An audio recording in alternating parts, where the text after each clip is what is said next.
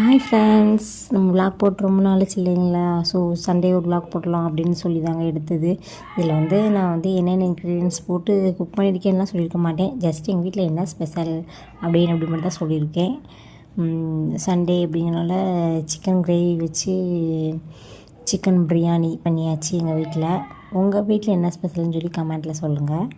தென் chicken கிரேவியில் சிக்கனோட கால் போட்டு எல்லாம் சமைச்சாச்சு. பாப்பா பார்வை எப்படி இருக்குது அப்படின்னா, எப்படா எனக்கு சாப்பாடு கொடுப்பீங்க அப்படின்ற மாதிரி இருந்துச்சு.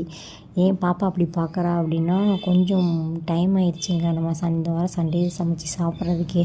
ஏன்னா வெளியே வேறு போயிட்டு வந்தோம்மா. ஸோ அப்படிங்கும்போது குக் பண்ண எங்களுக்கு ரொம்ப டைம் ஆகிடுச்சி.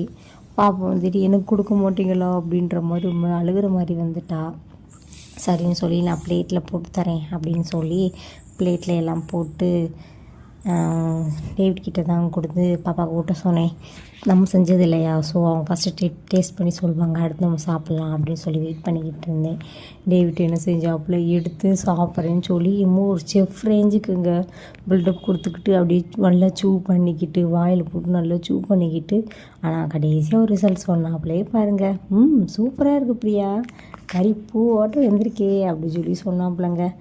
அப்பாடி, அவங்க ஹஸ்பண்ட் வாயிலிருந்து இந்த மாதிரி வார்த்தையை கேட்குறலாம் கஷ்டங்க. அதுவும் டேட் அப்படிலாம் சொல்ல மாட்டாப்புல, எப்படியாவது தான் சொல்லுவாப்புல நல்லாயிருக்கு அப்படி சொல்லி. அதுவும் நானாக கேட்பேன் வலுக்கட்டாயப்படுத்தி, அப்படி தான் சொல்லுவாப்புல. அப்புறம் பாப்பாவுக்கும் ஊட்டினாப்புல. பாப்பா நல்லா இருக்குன்னு சொல்லலை, நல்லா இல்லைன்னு சொல்லலை அப்படின்ற மாதிரி ஒரு ரியாக்ஷனுங்க. அந்த பிள்ளை எப்படின்னா பொதுவாகவே இனிப்பாக இருந்தாலும் சரி காரமாக இருந்தாலும் சரி சாப்பிட்டுட்டு நாக்க வெளியே நீட்டிகிட்டு இருக்குங்க. அது எதுக்கு அப்படி பண்ணுறானே எங்களுக்கு தெரியாதுங்க. சாப்பிட்டுட்டு நாக்க வெளியே நீட்டிகிட்டு இருப்பாள்.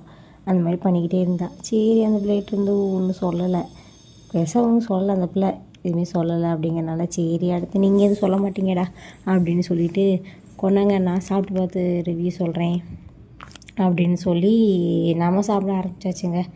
நான் என்னடா என்னோடய பிரியாணிக்கு நானே சாப்பிட்டு ரிவ்யூ சொல்ல போகிறேன் அப்படின்னு சொல்லிட்டு நினைக்காதீங்க. என்ன தான் நம்மளே குக் பண்ணியிருந்தாலும் நல்லா இருந்தால் தானே நம்மளே சாப்பிடுவோம், இல்லைன்னா சாப்பிட மாட்டோம் இல்லையா? ஸோ நான் சாப்பிட்டு பார்த்தேன், நல்லா தான் இருந்துச்சு. டேஸ்ட்டு நல்லாவே பிடிச்சிருந்துச்சி. கடையை கம்பேர் பண்ணும்போது சூப்பராகவே இருந்துச்சு. சொல்ல நான் சாப்பிடும்போது டைம் இப்போ தான் 4 o'clock. சொல்ல ரியலாகவே 4 o'clock கிடையாது, ½ hour ஃபாஸ்ட்டாக வச்சுருக்கோம் கிளாக்கில். ஸோ 3:30 ஆகிடுச்சி. இது வரைக்கும் இவ்வளோ ஸ்லோவாக சாப்பிட்டதே கிடையாது. 2:30 தான். கடைக்கு போயிட்டு வந்தோமா, அப்புறம் மார்க்கெட் வேறு போயிட்டு வந்தோம் கொஞ்சம் வேலையை முடிச்சுட்டு. அதெல்லாம் கொஞ்சம் டைம் ஆகிடுச்சி. இந்த வீடியோ உங்களுக்கு பிடிச்சிருந்துச்சின்னா மேலே டேப் பண்ணியிருக்கேன், அமுக்கி பாருங்கள். பாய்.